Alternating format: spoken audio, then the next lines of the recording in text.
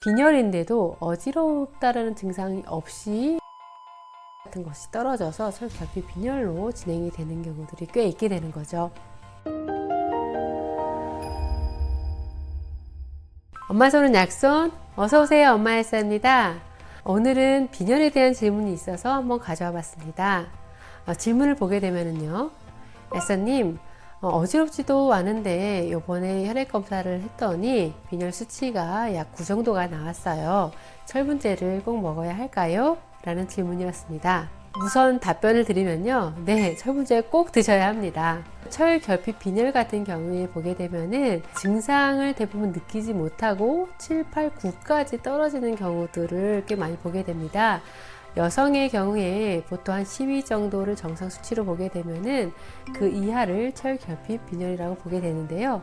철결핍 빈혈이 되는 진행 과정을 보게 되면은 갑자기 혈색소가 떨어지는 것이 아니라 페리친 농도가 떨어지게 되면서 결국 혈색소가 감소되게 되고 적혈구 수가 줄어드는 철결핍 빈혈로 진행이 되게 되거든요.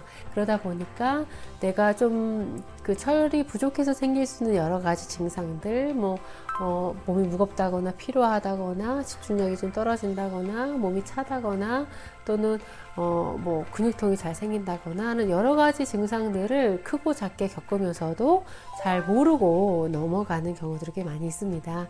그래서 우리가 보통 어지러우면 심하게 어지럽게 느끼면 빈혈인가? 라고 하게 되지만 빈혈인데도 어지럽다라는 증상이 없이 혈중에 헤모글로빈 수치 같은 것이 떨어져서 철결핍 빈혈로 진행이 되는 경우들이 꽤 있게 되는 거죠.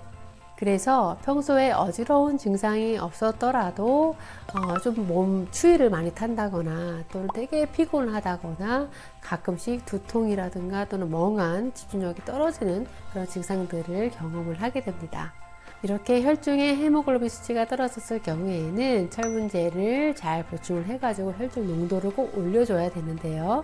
이때 우리가 한 2, 3일 정도 철분제를 먹게 되면은 증상이 호전되는 것을 느낄 수가 있게 되고요.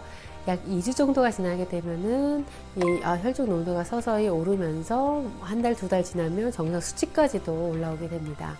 그렇게 됐을 때 이제 검사를 했더니 정상이 된 거예요.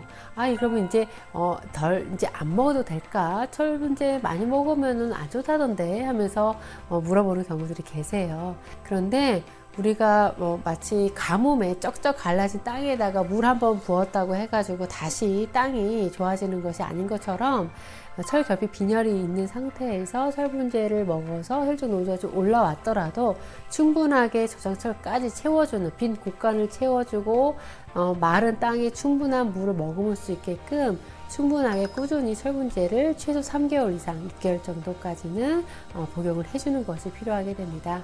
즉 정리를 하게 되면은요, 혈액 내에 헤모글로빈 수치가 떨어지게 되면은 특별한 증상이 없더라도 수치를 올릴 수 있도록 철분제를 꼭 복용을 해야 되고, 그리고 저장철까지 채워주기 위해서는 최소 3개월 이상 6개월까지는 지속적으로 철분제를 복용을 해 주어야 건강을 유지하실 수가 있습니다. 또 철분제를 복용하다가 혹시 궁금한 점이 있으시면 댓글 남겨주시면 답변을 드리도록 하겠습니다. 여러분, 아프지 마세요.